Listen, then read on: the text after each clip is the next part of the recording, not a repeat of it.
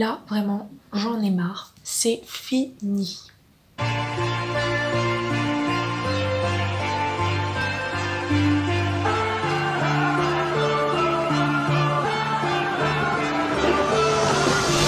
Emanation and a million faces formed together, made for elevation. And my soldier won't surrender. Faith is like a fire that never burns to embers. The voice of the unheard. Love is the answer. I gotta speak it, believe it, that's how I feel inside. I can't sit here quiet. You can take my heart. You can't resist us. This is how we rise. Heavy as a hurricane, louder than a freight train. This is how we rise. You can't resist us. It's all resistance. You can't resist us. Howdy Petit Surimi, aujourd'hui on se retrouve pour parler de manga. Et en fait, j'ai plus vraiment envie de faire les sorties manga. Chaque fois quand je demande sur Instagram, tout le monde me dit c'est intéressant, ouais on veut trop savoir ce qui sort, etc. Et moi j'ai un rythme qui fait que je parle des sorties tous les 2 mois à peu près. Donc par exemple janvier et février, mars et avril, mai et juin, etc. Mais je trouve qu'il n'y a pas vraiment de bons retours en soi sur les vidéos. Elles font pas tant de chiffres que ça. Et moi ça me prend beaucoup de temps à tourner, beaucoup de temps à monter. Et autrement, c'est que j'ai un peu stoppé ma collecte de manga, donc je ne m'intéresse plus tant que ça aux sorties, sauf à part ceux que j'ai déjà lus en scan, etc. Donc j'ai décidé dorénavant d'arrêter en fait de faire des trucs réguliers et d'en parler uniquement des sorties qui m'intéressent quand ça m'intéresse.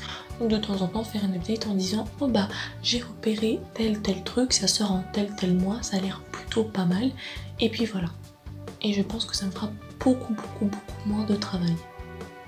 J'espère que ça te plaira. Et on commence sans plus tarder.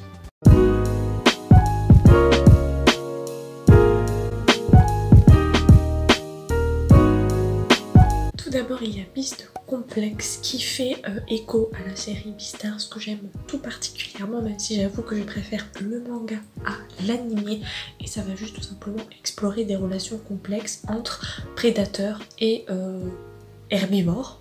Ensuite on a l'Éden des sorcières qui est super bien noté, qui a vraiment de très beaux designs, qui parle de la vie en harmonie des plantes, des animaux, de la faune et de la flore jusqu'à ce que l'homme arrive et détruise tout. Et du coup comme l'homme a tout détruit, la faune et la flore a fui et a été protégée dans des sanctuaires, et on suit d'ailleurs les aventures de Pili qui doit développer certains pouvoirs, et pour y arriver sa tutrice qui est très puissante va lui offrir une graine. Il doit la mener un jour vers un jardin qui s'appelle l'Éden, un jardin majestueux, et en fait seules certaines femmes ayant certains pouvoirs peuvent en fait rentrer dans ces derniers bastions de la faune et de la flore que l'homme s'est attelé à détruire depuis son arrivée.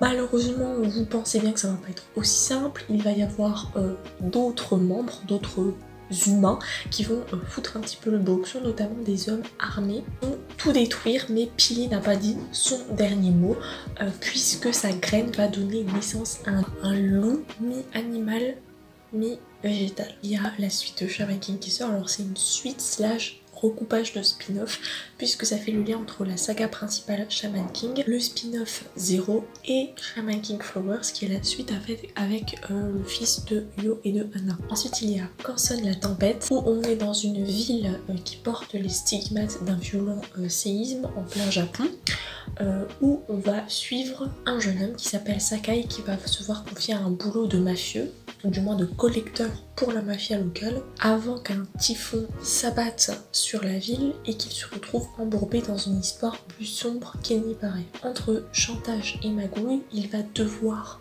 s'en tirer, sauver sa peau, alors que toute la société le traite de déchet, et ça c'est un truc qui m'intéresse beaucoup. Il y a Butterfly Beast, la vérité c'est juste le titre un petit peu paradoxal, papillon et bête, avec la couverture qui m'a attirée. Donc ça parle du XVIIe siècle, du Japon, le début de l'ère Edo. Moi j'arrive. en plein quartier des plaisirs où il y a une courtisane de haut rang qui se trouve être un assassin la nuit venue. Et donc tout simplement j'ai trop envie de découvrir cette histoire puisqu'elle dit qu'elle traque ses anciens frères d'armes dévoyés. Gantz qui doit donc être encore une fois un des mangas qui fera partie de la franchise Gantz, mais j'en parle pas plus parce que je prévois un projet en lien avec ça. Et il y a le 4e arc de Re:Zero qui débutera en manga. Donc ce sera le sanctuaire et la sorcière de l'avarice. A Certain Scientific Railgun qui sort, donc j'aime trop parce que j'ai le poster, vous voyez pas, de Index. Il y a plein de spin-offs, plein d'histoires, il y a plein d'animés et il y a également un manga et là ils viennent enfin d'éditer la version Railgun puisque c'est avec mon personnage féminin favori, mais je ne vais pas détailler parce que là pareil je prépare une vidéo sur le sujet. Ensuite on a Girlfriend, je sais pas du tout à quoi m'attendre avec ce titre, où on suit un lycéen qui sort tout simplement avec la fille de ses rêves, mais un jour une autre nana va venir se déclarer à lui et lui du coup il pourra pas trop se décider parce que genre il sort avec une meuf mais il y a une meuf qui est quand même intéressée par lui, le mec absolument pas indécis et donc du coup il va décider d'avoir 2 petites amies pour le prix d'une. C'est pour ça que le titre est assez redondant, donc je sais pas honnêtement si je vais aimer, mais j'aime bien. J'aime bien ces histoires où je me torture l'esprit en me disant mais pourquoi le polyamour, je comprends pas. Je tolère comme tout, mais je ne comprends pas. Ensuite Hachette lance encore une fois une nouvelle édition, donc après Naruto ils ont décidé de s'attaquer à Fairy Tail. Je vous remettrai quelque part ici le nombre de tomes qu'il y aura en tout, mais pour l'instant moi je possède les 2 premiers. C'est vraiment une très belle édition. Moi clairement j'adore investir dans les tomes XXL en fait. J'ai déjà investi dans l'Attaque des Titans, dans Naruto, là je viens de commencer les Fairy Tail, ils sont vraiment trop beaux. Et puis les goodies qui sont à l'intérieur, vraiment pépites. Des nouveautés Pokémon, donc là c'est les secrets de la jungle, les origines de Coco. Donc honnêtement en ce moment en occasion j'ai vu plein de Pokémon, mais je me dis que j'ai pas 10 000 idées sans, donc je vais attendre un petit peu quand même. Mais ça a l'air vachement sympa, moi tout ce qui est Pokémon, je surkiffe, je veux. Ensuite il y en a un qui va me plaire je pense parce que ça a l'air complètement torturé, ça s'appelle Fragment d'elle. Donc ça parle en fait de Yusuke qui rentre du travail et qui est victime d'un accident de scooter en croisant une jeune femme qui lui rappelle subitement un de ses amours de jeunesse. Et du coup quand il se réveille à l'hôpital, il se dit qu'il va tout faire pour la retrouver. 5 ans plus tard il la retrouve et la séquestre, évidemment c'est le synopsis de 365 DNI. Non, je rigole. Mais il va pas réussir à remettre un nom sur le visage de cette mystérieuse fille et donc tout simplement il va se remémorer des souvenirs en lien avec elle, la douleur en fait qu'il a ressentie d'avoir laissé passer sa chance à plusieurs reprises et chacune de ces ruptures. 3 cm par seconde ne m'a pas suffi, j'aime souffrir. Il va revivre toutes ces années passées depuis le collège avec toutes ses conquêtes et peut-être ou peut-être pas retrouver la fille à cause de qui il a terminé sur un lit d'hôpital. Arifureta, les origines, donc tout le monde fout une claque en fait à ce manga et à cet animé. Moi perso je le trouve pas exceptionnel, mais il est pas mauvais non plus, moi j'aime beaucoup, donc personnellement je m'achèterais très bien ce spin-off Berserk of Gluttony qui n'arrête pas en ce moment de passer sur les réseaux, rien que les 2 termes du titre me plaisent énormément. Et ça parle encore une fois de monde où tout le monde est ultra cheaté et puis des coups lui il a pas de pouvoir.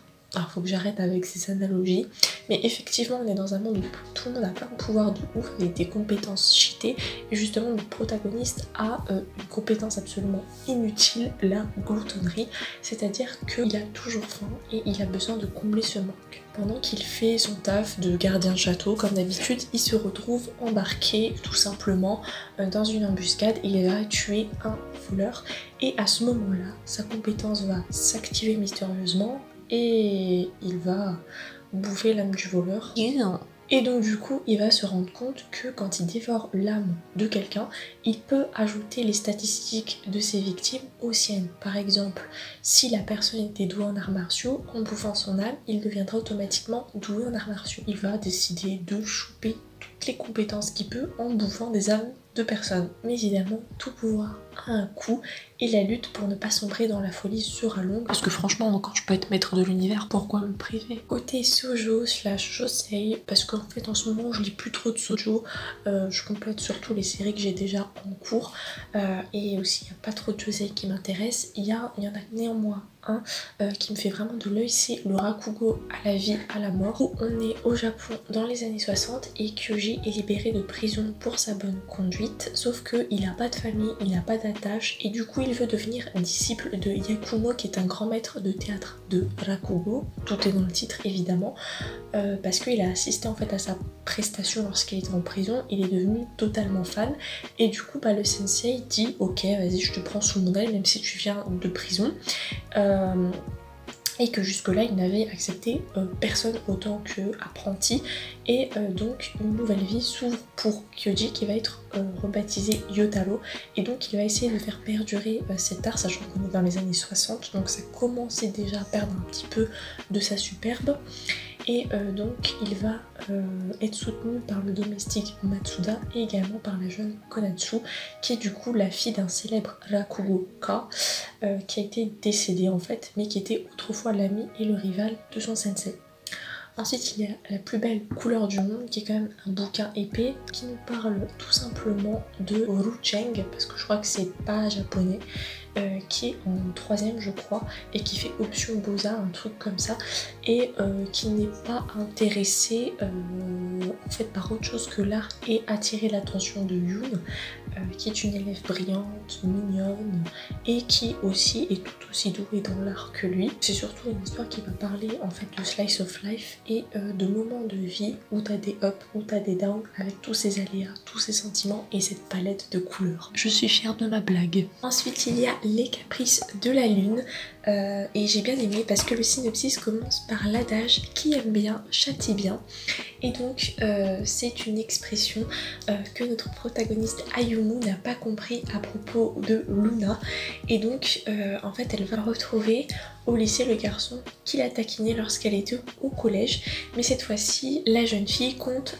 prendre sa revanche et ne plus se laisser faire mais elle ne se rend pas compte que derrière ces jeux puérils se cache en fait quelque chose de beaucoup plus grand et de beaucoup plus complexe, c'est-à-dire qu'en fait Luna est amoureux d'elle, il aimerait pouvoir ouvrir son cœur mais il ignore comment le faire sans être rejeté et ça je trouve ça mignon mais c'est quelque chose que je ne comprends pas parce que moi perso quand j'aime quelqu'un je ne m'en suis jamais cachée et inversement, enfin tous les gars, toutes les filles qui sont venues vers moi ne m'ont jamais caché, enfin ils ont été cash avec moi et il n'y a jamais eu besoin de ce genre de jeu de qui aime bien châtie bien, de titillement comme ça. Après c'est vrai que moi j'ai tendance à embêter mon darling, à se chamailler mais je veux dire que c'est pas ça qui m'a permis en fait de me rapprocher de lui parce que je savais pas comment lui dire et lui inversement au contraire ça n'a rien à voir, c'est juste que je suis une petite peste. Mais voilà, mais du coup moi j'aime bien ce genre de romance parce qu'en fait c'est quelque chose que je comprends pas et que j'aimerais comprendre et je trouve ça toujours mignon les quiproquos qui peut en résulter. Il y a Tenth qui nous parle de Take qui est souvent absent à cause de son asthme et un jour lors d'une de ses crises un élève qui s'appelle Machan vient à son secours et à partir de là il va donc sympathiser avec lui et limite être attiré par lui. Mais il se trouve que l'amie d'enfance de Take qui s'appelle Kumeko tombe aussi amoureuse de Machan en découvrant sa gentillesse, donc on se retrouve un petit peu autour d'un triangle amoureux atypique comme on a pu en avoir dans Blue Flag qui est d'ailleurs une magnifique série en 8 tomes et c'est justement parce que ça ressemble un peu à ça que je me dis que je me laisserai tenter. Ensuite il y a Rose and Blood, je vous cache pas que les shoujo un petit peu horrifiques, fantastiques, vampires comme ça m'intéresse, la couverture est très belle. À la suite d'un accident de fiacre, Stella se réveille dans un manoir qui est habité par 4 effets. À sa place j'aurais été euphorique. Elle réagit comme moi parce qu'elle est aux anges de pouvoir rester avec ses 4 BG mais elle va se voir proposer un poste de domestique. Au cours de ses nouvelles fonctions, elle va découvrir que tout n'est pas si idyllique qu'il y paraît puisqu'il y a des pièces condamnées, il y a des gémissements spectraux. L'endroit semble dissimuler un lourd secret, tout comme ces autres qui sont beaux mais mystérieux. Elle va devoir élucider tout ça et elle se rend compte petit à petit qu'elle est un petit peu prisonnière d'un charme funeste. Ensuite, catégorie Yaoi/Yuri, je vais pas trop m'étendre là-dessus parce que pareil, j'ai plein de projets en lien avec ce type de lecture un petit peu LGBT qui arrive. Donc il y a, je vais juste vous les citer, des titres comme Laisse-moi te détester qui me plaît beaucoup, de par la couverture mais aussi sur les raisons dont je vais beaucoup parler. Let's Be Together, Si tu insistes, et Smoky Nectar. Côté webtoon, culture, manoir, on va un petit peu tout mélanger. Il y a tout d'abord la suite des grands noms en manga, donc on aura Christophe Colomb et on aura Martin Luther King. Et ce que j'admire dans cette collection, c'est qu'à chaque fois ils sortent par deux les titres, mais à chaque fois ils s'arrangent pour faire un titre qui se passe très loin dans le passé et un titre qui est un peu plus contemporain, parce que Christophe Colomb c'est genre 1492 et Martin Luther King c'était le siècle dernier, donc franchement c'est trop bien. Ils essaient de faire des trucs très loin, des trucs plus proches et j'aime beaucoup cette collection. Assassin's Creed Valhalla, je vais pas trop détailler parce que Assassin's Creed, vous savez que c'est ma licence de jeu favorite et il y a beaucoup de petites histoires en manga qui sont en train d'être sorties, donc je me dis que ça pourrait être l'occasion en fait de faire une vidéo dessus une fois que j'aurai amassé en fait tout ce qu'il y a autour de Assassin's Creed, mais ça je le garde dans un petit coin de ma tête. Ensuite vous connaissez ma kiffance inconditionnelle pour les webtoons, je viens vraiment de dire kiffance. Ils vont enfin sortir True Beauty et moi je suis toujours en webtoon en ligne et là on arrive vraiment à un tournant, donc je vais éviter de vous spoiler, mais oh mon dieu le tournant qu'on prend, ça devient de plus en plus mature et psychologique et franchement si vous connaissez pas, il y a le drama, il y a le webtoon en ligne, je vous conseille quand même plus le webtoon en ligne et puis maintenant l'édition reliée française. Et en bref résumé, notre héroïne elle est harcelée par son apparence un petit peu négligée, pas féminine, pas belle, pas dans les standards, et un jour elle se réveille, quand elle arrive au lycée elle est en mode ouais j'ai maîtrisé l'art du make-up, je vais devenir une bombasse et ça marche, elle devient la plus belle, la plus ceci, la plus cela, sauf que elle vit un peu une double vie entre le elle pimpé à l'école et le vrai elle quand elle enlève toutes ses couches et qu'elle ne ressemble à rien du tout. Et en fait ça me fait trop penser aux vidéos qu'on peut voir sur internet où tu vois des meufs asiatiques qui sont genre trop belles, t'as envie de les pécho et tout, puis après elles enlèvent des sortes de couches de plastique où justement par dessus il y a tout leur maquillage et quand elles enlèvent tu les vois mais elles sont en fait lambda et au final on est tous lambda sans maquillage et quelque part même si c'est un côté un petit peu superficiel le fait qu'elles se maquillent pour être jolies etc, en fait il y a plein de leçons de vie qui sont apportées. Et je sais qu'en ce moment les gens ils aiment pas trop la tournure du webtoon parce qu'ils disent ouais on s'éloigne trop l'intrigue principale, mais au contraire ça permet de donner des leçons de vie et c'est vachement bien d'avoir quitté le côté un petit peu roman, surtout quand on connaît en fait l'avancement de l'histoire. Ensuite il y en a un que je kifferais trop parce que la couverture est trop belle et si jamais ils font une figurine de cette couverture mais je l'achète direct, c'est My Elder Sister, mais regardez-moi comment elle est. Et ça nous parle d'un jeune garçon solitaire qui s'appelle Yu et qui a plus personne depuis la mort de ses parents et il est hébergé par le cousin de sa mère. Il n'a pas vraiment de relation avec lui parce qu'il est assez taciturne et un jour il va se retrouver face à une étrange apparition féminine. Elle lui dit qu'elle exaucerait son vœu plus cher en échange de ce qu'il a de plus précieux et donc du coup il va lui demander de devenir sa grande sœur et c'est ça le titre en fait, My Elder Sister, c'est ma grande sœur et donc du coup elle accepte mais il ignore ce que cela implique parce que le coût est quand même assez élevé, ce qu'il a de plus précieux.